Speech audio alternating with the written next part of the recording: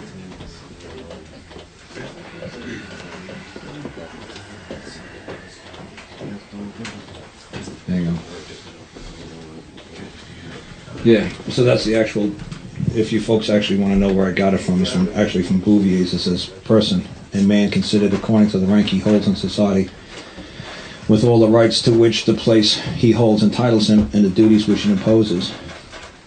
So that's why we accepted the role of the defendant. And how we accepted as a role of defendant is that we clearly said to the court, is that you do know that these Punjabis who sit before you, I said, you do know they're from outside of your culture. And I said to them, I said, fortunately for me, the color of their skin is going to be of great aid to me today, because I'm going to prove beyond a shadow of a doubt that these men are clearly idiots. And most people laugh when I say idiots, because they think it's a pejorative term, and it's not. What's great about being called an idiot is that you're just saying that you're a common man. You're an outsider. Let me see if I find it right here. Idiot. There you go. Like I said, I go back to the etymology, the root of the word. An idiot in Greek, it means a layman, a person lacking professional skills, opposed to a writer, soldier, skilled workman, attorney, or lawyer. Literally a private person, as opposed to one taking part in public affairs. One's own, acting as one's own. So, I'm saying that they're a private person and they're not taking part of public affairs, and that they're an idiot and they lack professional skills like that of a lawyer. So obviously you're coming after them with some sort of code, like code section 16 subsection F3214. Obviously they're saying they have no knowledge of the workings, the inner workings of your society. They don't have a clue what this code is that you're trying to impose upon them, and there's no duty and obligation because they hold no rank within your society. You know, yes, you may call them a defendant, but I'm going to make it clear in your complaint that they accept the title in your society as a defendant. But we're going to pull the old hierarchy pyramid on you guys, and we're going to say that in the pyramid, and then like I said, you got that capstone, whatever you want to call whatever's up here. Yes, they are a man, and yes, they are a defendant down here, but they no longer wish, because they filed a claim before the court, they no longer wish to be defined as a defendant. They wish to maintain their position as a man. So like I said, one of the stories I always tell everybody is like, say, God comes down to earth, and he, you know, like if you know any of the Greek myths, the God would always come down. And he'd always come down and he'd take on a manifest or a position of a frog or a dog or a pony, whatever he took. And so he would intercourse with man. No, mostly woman he'd intercourse with. But, yeah, you know the stories.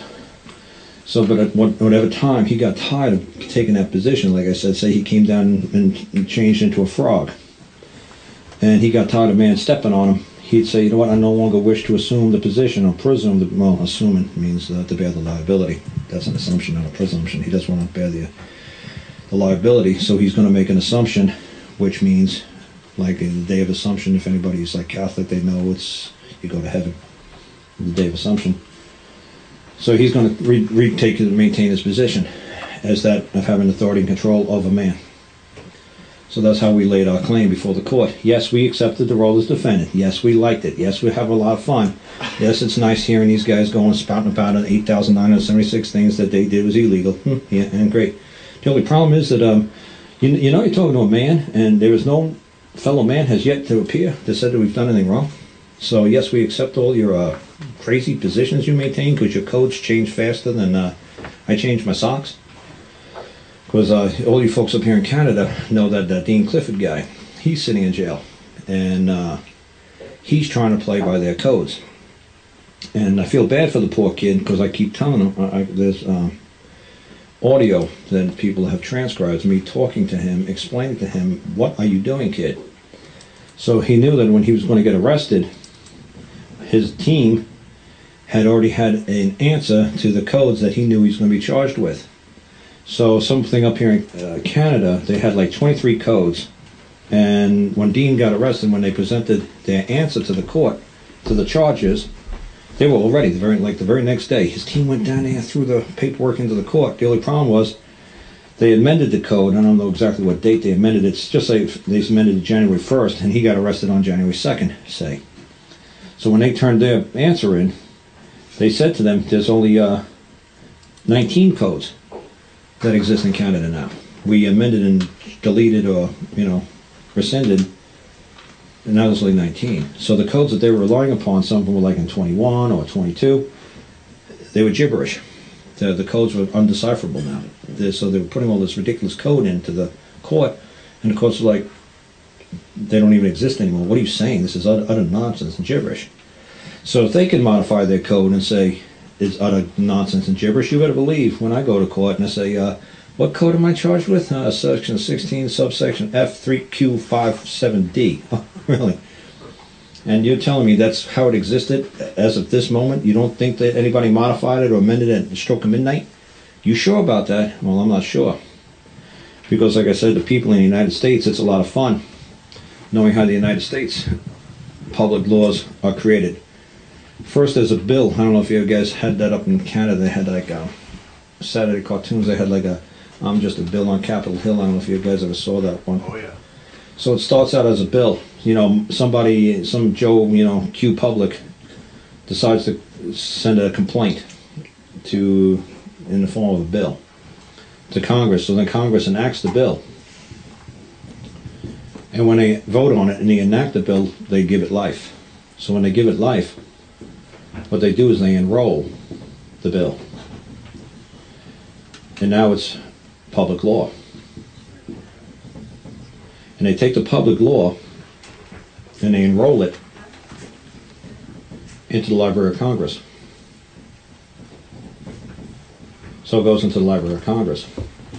How it becomes a code is, believe it or not, it's pretty funny. You got something called Thompson's. It's a big publishing company here, a legal publishing company in Canada. They come down to Washington, D.C., and they enroll the public law. And the public law might say something simple like thou shalt not kill or steal. Let's just say kill. We could do steal. We could do the IRS steal. And they say, but the IRS could take your property if this, this, and this. No, steal would be a better one. So thou shalt not steal. So they take that. So Thompson says, well, the public law is that thou shalt not steal.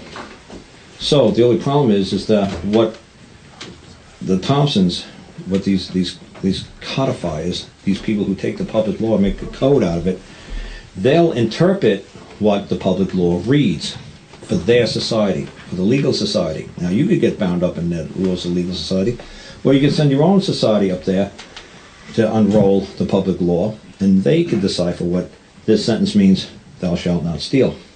So Thompson takes thou shalt not steal, and they say, well, except in these cases of, like say, taxation, or property taxes, or levies, or fines, or penalties, or fees, or licenses, or permits. Need a longer board.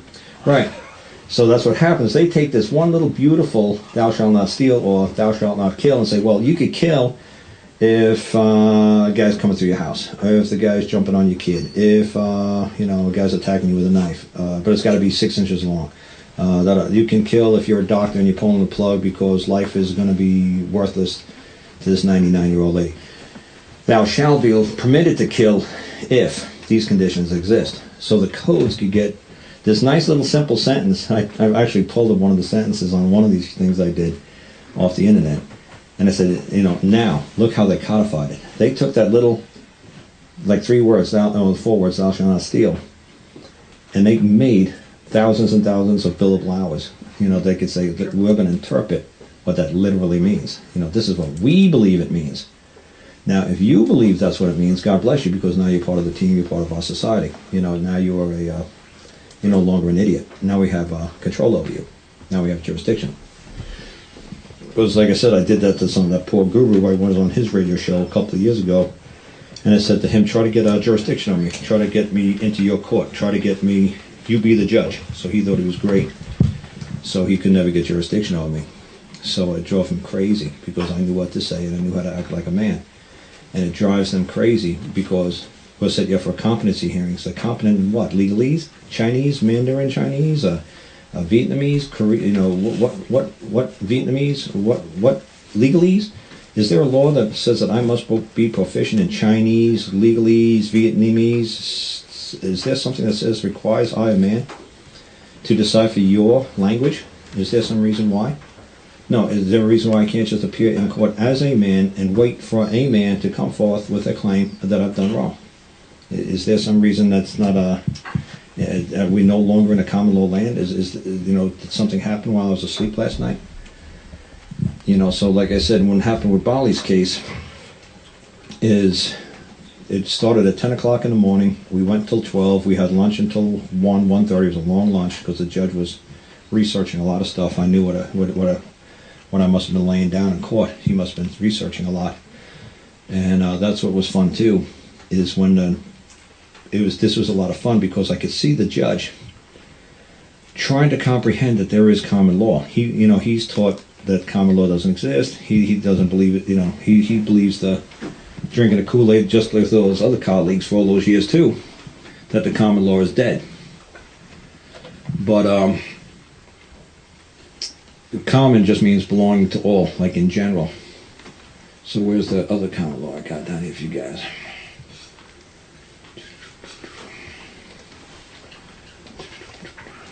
Let me see if I find it real quick. Person, plaintiff. Oh, plaintiff's a fun one to be called. Claim. Civil rights, yeah, that's a funny. Require, we're going to do that now. Common, person. Common.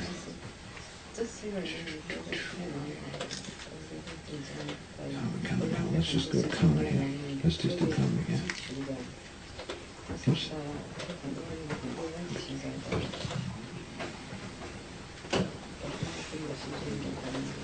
Common, there you go, common law. You folks always have a hard time with this. I have a question. What's that? I have a question. There are a lot of people here that have questions for you, specific questions. Would you have time to answer them? Yeah, I don't care. I'm not leaving until Tuesday. That's good. Yeah, so it says common law in Great Britain and the United States is the unwritten law, the law that receives its binding force by the immemorial usage and universal reception in distinction from written or statutory law. The body of rules, principles, and customs which have been received by our ancestors, by which courts have been governed in their judicial decisions. The evidence of this law is to be found in decisions and records of the courts. Some of these rules have originated by edicts and statutes that are now lost gone, and the terms and customs of particular grants or charters. All they're basically trying to say is, if you do a pyramid, again, if you want to do a pyramid of like law, you'll see at the very top, in Canada, in the United States, it's called customs. And you'll see statutes are down here. Statutes are down here. The customs of the people is the true law of the land.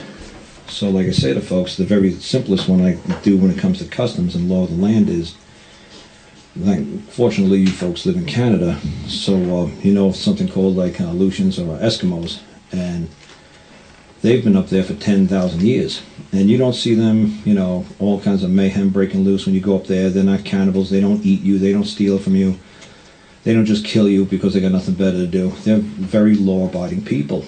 Where do they preserve and maintain their religion, their culture, their beliefs? Do they write it on some sort of snowballs or sort of an igloo or an ice cube? Where do they record these? It's the custom. It's the pass it by word of mouth from family to family, generation to generation. It's the common law is the unwritten law. You don't have to tell somebody you can't steal. You know, my cell phone. You can't steal that. Everybody knows you can't do that in Canada. That's why I don't mind being here. It's not a lawless society. And it's like, well, you know, some places would be, and a lot of people know this with statutes. Statutes could be a lot of fun, like to manipulate statutes. Statutes are rigid. It's just exactly what they call them, statutes. Statutes are rigid. I love statutes. And people are like, why would you want to answer to a statute? I was like, I'll give you a real good reason why. Because a judge explained it to me in great detail after my trial back in I think it was 93, 94. I kind of got charged with making moonshine for the Indians I was living with. And they were dry counties in the United States. They just didn't want drunken Indians, you know, running around crazy. So I don't blame them. So in the county where I lived, they couldn't have alcohol. And my wife was an American Indian. So I was actually charged with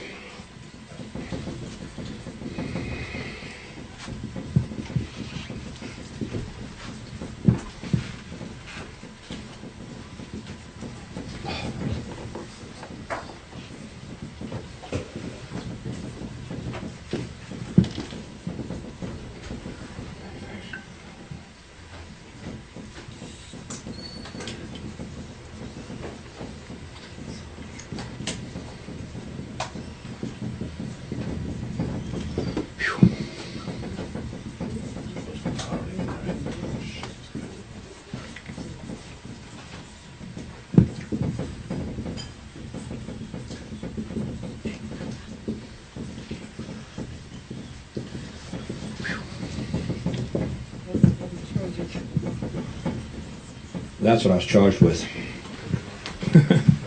The manufacturing of a controlled alcoholic beverage, alcoholic substance, that's what it was, substance. By the means of an artificial heat source to speed the fermentation of an alcoholic beverage. So, I had a lot of fun in court that day. But the big thing is, the judge said to me, "You plead guilty and you'll leave." I'm not going to explain everything that happened in that trial that day. It was a good half-hour story, so I'll just go to the end. You plead guilty, you're going home. Plead not guilty, you're going to stay. Trust me. So I pled guilty. That's the first time I ever pled guilty in my life to, because he said if you plead not guilty, you're going to go incarcerated. If you plead guilty, you're going to go home. So it was totally backwards of anything I've ever heard. But what I found out, what I did, this was called a federal felony. And what I was in front of a county court. So luckily, in the United States, counties are above the feds. Feds are way down here. And the counties are here, and then the states are here in a hierarchy. And who gets to try the citizens first? First, I'm a citizen of the county, then the state, then the feds. So I got lucky. So the county judge told me, he said, you know, plead guilty, and I'll let you go home. So then he told me $300 fine, 3 years unsupervised probation. He says, can you pay $300 a day? I said, no, sir, I cannot. He says, when can you pay it? I said, honestly, I don't not know, because you told me it would be best for me to leave the state and go to another state so they can't extradite me if I get a traffic ticket to answer to the 3 years of probation you just put me on. So I need the money to move. So we worked it out to $5 a week for 60 weeks, and that was fine. And we went to the court clerk and I set up a payment schedule. So that's what I say to people, accept all their fines and penalties. Don't argue with them. Just say, look, I'd be glad to do that. How about $5 a week for the next 60 weeks? And he tried to say, how about $6 a week for 50 weeks? And I said, look, I'm a man of my word. You heard me the first time, 5 for 60. If I win the lottery, believe me, I'll pay you guys off in 10 seconds and get you off my back. So he said, okay, fine. So when I came back inside, when I went out to the van with my wife, and she said, well, that worked out good. And, you know, at least, well, we got to move. I said, yeah, I didn't want to stay with all you crazy drunken Indians anyway. I wanted to go to Florida anyway. Let's go hang out on the beach. It's wintertime. We'll come back in a couple of years if we feel like it. And I never went back. And that's ex-wife. She went back. So when I came out of the van, I said to them, my wife, this is going to drive me crazy for the rest of my life. How is this judge going to hold me if I actually wanted a trial by jury and all this other stuff? I've actually wanted a normal protocol. How is this going to happen? So then he explained to me the hierarchy in the United States. Even though it's a federal crime, we still charged you at the local level. If we can't work with you at the local level, we are going to still maintain our charges against you, but you're going to be extradited down to the feds. You're going to Winston-Salem to the big federal facility, and you're going to have to answer their charges. We get first crack at you. So if we could wrap this up here at our home, in our jurisdiction, under our district where the crime was actually committed, we could wrap this up and we could tell the feds, don't bother trying him twice. We already charged him and found him guilty. You can't bring him up on the same charges. He's done. So the judge said to me, he said to me, son, he says, I don't know who you are, but the sheriff thinks you're great. and he thinks you're a good guy. You live with those Indians, and you keep them happy, and they're not coming up here looking for alcohol and stuff. You bring it all up to them. So I said, honestly, we really don't have a problem with what you did, but the feds had a problem with what you did. The ATF was the ones who came in and took all of the still. They took all the equipment. So, but the judge says, you want to come back to court next week and be found not guilty? I said, what do you mean? He said, that way you don't have to move, you can stay here. I was like, no, honestly, my heart's set on moving. I don't want to win. I'm glad you said to me it would be best for me to leave, because, you know, the wife was right there and said, see, the judge said we got to go. So he said, if you get a traffic ticket, the original charges come back to a federal felony, and you got to start all over again. You violate terms and conditions of the 3-year probation. So he said, kid, the best thing for you to do is, he said, if you want to beat me, he says, just destroy the statute.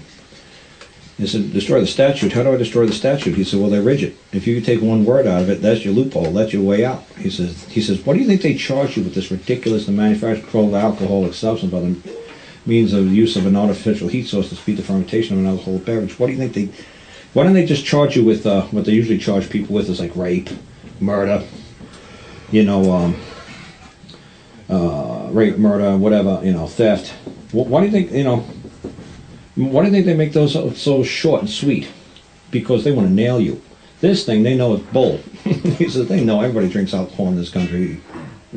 They're giving you loopholes. He's like, what? Here's the loopholes, kid. So this is what I'm teaching you, what the judge taught me.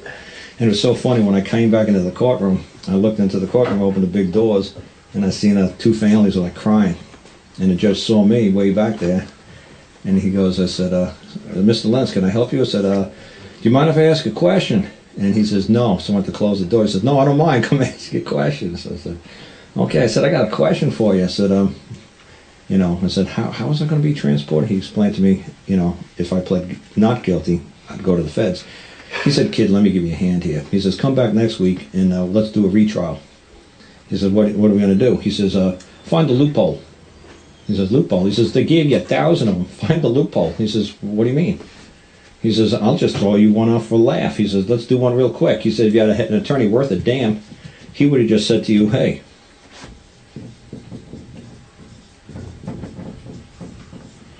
just say, come back next week and said that you used a natural heat source to speed the fermentation. He says their statute would collapse, it would crumble. You can't just take a little bit out of a statute. It would just, it's rigid. It's just going to shatter.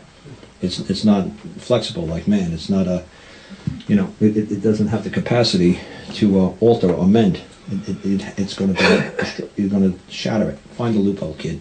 Look at all the loopholes. He said, let me just toss you one for a laugh.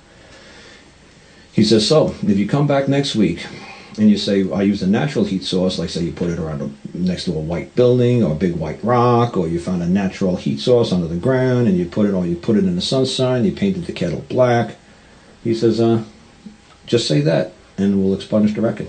I said, no, that's a really cool, you know, be found guilty of something. He said, yeah, because you got quite an extensive not guilties and, you know, times in and out of courts. I said, but it's almost all traffic related. He says, so you have been in court quite a bit and you do know the rules of court. He says, in that way you make your record squeaky clean again. I said, no, I'm going to leave moonshine on. That sounds really good. You know, it's a good crime to be convicted of. Because a conviction is just because this is what people don't understand either all the time. If you have a conviction, that means you have a belief. You know, you have a belief Jesus will rise in 3 days. That's your belief. You have a conviction. So, like I said, if you ever see like any of that Spanish Inquisition stuff, and it's like, the priest didn't kill you, you killed you. You confessed. You had a conviction. You had a belief that you should die. So that way they could say they didn't kill any man. You know, you wished it. You know, so we're just relieving you of your wrongs, and your, you know, debt is to, you know, be executed. That way you get closer to Jesus with a clean soul. All this nonsense. But a conviction is just you believe it. When a jury comes down with a verdict against you, you were tainted. You were stripped of all like your civil rights. You know, you can't vote, you can't have a gun, you can't have a driver's license. You were tainted. You were stripped. It was like almost like unpainted. You were stripped. You were tainted by the jury. You were not convicted. You were tainted. The jury doesn't have any liability or an obligation over you. You can't sue them if they were wrong because you believed So it's wild how they use conviction instead of attainted, because the jury actually attaints you. Because people don't understand the simple concept.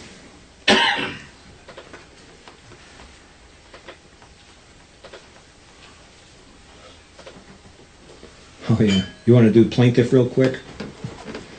Well, I never appear in court as a plaintiff. If I'm moving a case, I'm a prosecutor, because a prosecutor just means somebody who's pursuing something, like a hunter.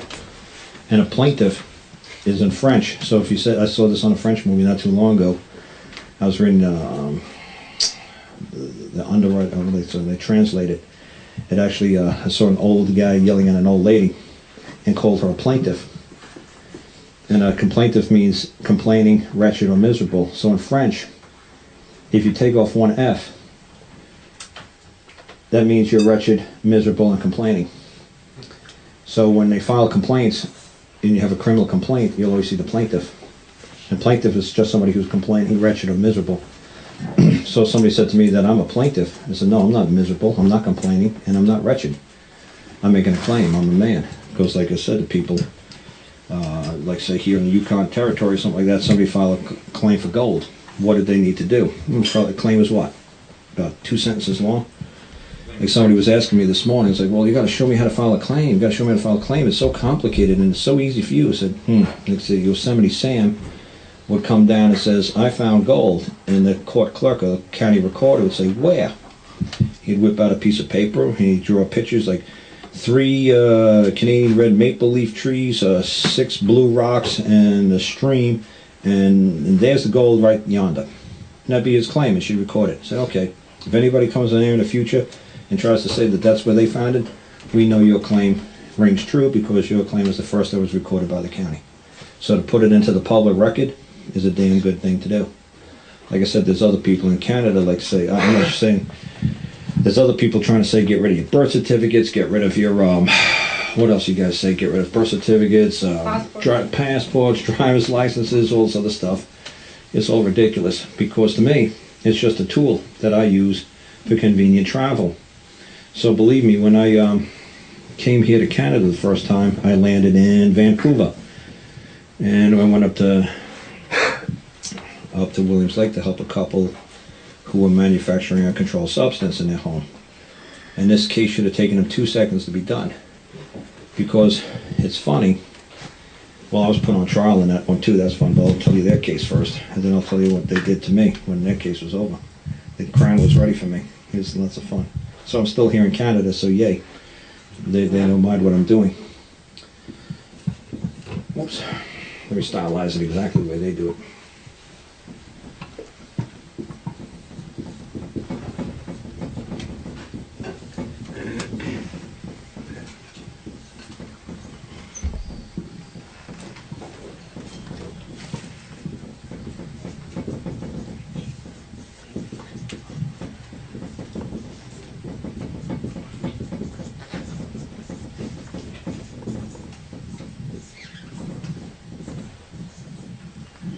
Okay, so like I said, this is how you folks do things over here in Canada. You've always seen Regina versus Joe, right?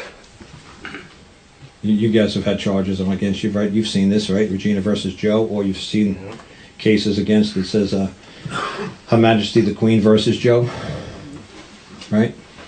See, in Canada, okay, these words,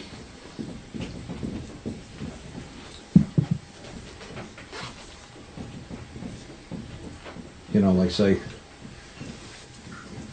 this word, say in Chinese, would be like this hieroglyphic symbol, Her Majesty the Queen. This is what it would look like in Chinese. But when you guys see the word Her Majesty the Queen, what do Canadians think? Of Windsor. How about, why not the Majesty the Queen of Saigon or Saipan or Rhodesia? Because we make an assumption. That's right. Not just a presumption, but an assumption. You're doing both. You're presuming and assuming. So when you make the presumption, that means you're making a guess. When you're making an assumption, it means you're bearing liability. Because what you're bearing liability is, it's making your heart race. It's having an emotional effect. It's costing you something to believe that this has something to do with some lady in England. So if you saw this delivered to you in the mail, as like I said, it was funny. Me and my wife did that one time. Me and my wife started doing this in court. So when the court was talking to us, we started putting paper like that before the court. When we were in court, me and her, she had 2 attorneys, I had an attorney, and we were doing that. And they go, "What's this?" I said, "It's code." Yeah, well, you're speaking in code, we're speaking in code. My wife does medical coding. I do work for Sony Dell Computers. This binary code, that actually reads. We know what it means. He's like, "Oh, it does?" You see, watch this. I'll tell my wife a joke. So I wrote a joke out to my wife, and I was calling them a bunch of clowns, a bunch of fools. And she just laughed. She said, "They sure are." I said, "These clowns have no idea what we're doing, do they?" "No." So I said, "If you're talking in code in our presence, we're going to be disrespectful, and we're going to answer you in our code. So if you're going to talk to us man to man, if you're going to take off that mask, come out a person and talk man to man, we'll talk all day. But you're going to talk to us with this gibberish and hide behind masks and say, 'Oh, I'm the prosecutor, I'm the judge, I'm Her Majesty the Queen.' You want to hide behind a title? You don't want to talk to me man to man? Well then, I'm going to answer you in a form of a code that you're not going to recognize, and I'm going to disrespect you. So how do you like it?" So that it was funny. I remember her attorney lady said, "Hey, that's not nice." I said, "That's right, it's not nice." I said, "It's not nice what you're doing to us either." I said, "But that doesn't seem to bother you." So, well, like I said to them, when I said to Joe and Catherine, when they brought me up here, all I said to them was very simple. When I got to their house, I think I got to spend maybe a day and a half with them at the house, and 2 days they were with us in Vancouver with Juvie and David. And I made a nice little simple, I think it was a 1-sentence notice and a 2-sentence claim. I said, "Look, hand them the notice, hand them the claim." I said, the judge and the Crown is just not going to be able to resist and help themselves. They're going to actually read your claim and notice into the record. They're going to do it for us, trust me. And they did. I couldn't believe it. The judge read the notice and "What's this, a notice? What does it say?" It was like 1 sentence. And he says, "And this is a claim?" He wrote a claim. He read the claim, 2 sentences. I said, "Oh, yes, they put it on the record. Yes, now we have it recorded." Unbelievable. So I said I trick them all the time with that notice and claim, 1 sentence, 2 sentence thing. Get it all the time in the record. But you put one of these ridiculous claims or suits, you hand it to them, you think they're going to read it in open court? They're going to say, "I'm going to read this." So I got them to understand, to give the world, to have the world understand that these people clearly accepted our claim, they clearly accepted our notice. So it's like, yes, they're not idiots. Great. They can't say that we didn't, some of them delivered upon them properly. They got their notice, they got their claim. So I said to them, "Now, who is the one moving the court? Because Joe, you're a man, right? Okay. Only a man could control you. Only man has power over you, because everything else, a man created. God created everything else. You're the image of God. God created everything else. Only thing to move God." And like I said, I guess that's why they had multiple gods back in ancient times, is because the gods would throw thunderbolts of lightning at each other, and another god would step in, or all the gods would step in and control these clowns from throwing thunderbolts and lightning at each other, and say, "Look, you got to knock it off. We want to keep heaven happy and quiet. We're going to knock your gods' heads together if you don't stop it. Zeus is going to come in, we're all going to come in, and we're going to quiet you clowns down." So that's why they had multiple gods, so they could have control over each other. But our one God, nobody controls our one God. So when you have a God can move another God, and the image of God can move the other image of God, but a fictitious, something that man created or God created, God could just say, "You know what, I'm tired of being a frog. I don't want man to move me anymore. You know what, I'm going to reassume my position up here, and I'm going to say, you know what, I'm going to assume it and say, you know what, I'm done playing frog. I'm tired of being stepped on." So Joe, I said, just basically ask, "Who's Regina?" I said, just ask him this very simple question. Like if there wasn't Joe versus Regina, say it was Joe versus Susie. So Susie versus Joe. Joe, wouldn't you want to know who Susie is and see if you could settle this on the private side with Susie, so you don't got to waste any more valuable court resources or public court time? Wouldn't you want to try to settle it with Susie and see if you could come to some sort of understanding? That you were doing something in your closet, in your house, and Susie didn't like it for some reason? Well, what is it then if Susie's concerned? What the hell are you doing in your private closet in your house? I thought what was in your closet was in a closet for a reason. I didn't think it was in your closet so Susie could bring it out to the world and let the whole world know what you and your wife are doing in the closet. I said, why don't we just get the simple concept down first? Who's Susie? Who's this magical Susie? I said, who's this magical Regina? I said to Joe and Catherine. I said, just say, there's maybe in Canada there might be, 1,000 Reginas running around. In Italy there's probably 1,000,000 Reginas running around. Who's Regina? I said, and just say that and keep your mouth shut. If it takes 1,000 years for them to answer, that's 1,000 years before they can move their case. Just shut up. You asked a simple question, who's Regina? I'd like to, I believe somebody or some woman or some man is claiming I've done something wrong. Who's Regina? And don't say another word. So what was funny is, when you folks do this, like I said, if this was on top of the paper versus Joe, you'd clearly say to the court, "What is this? What the hell is that? Something's coming after me, and it's a picture. It's a hieroglyphic. It's symbols. It's a picture. It's a hieroglyphic. It's symbols. It doesn't mean anything to me. What is that?" And just if anybody wanted to know, if Regina was suing you, I think the other people who was in my other show knows it. If you had actually done something wrong,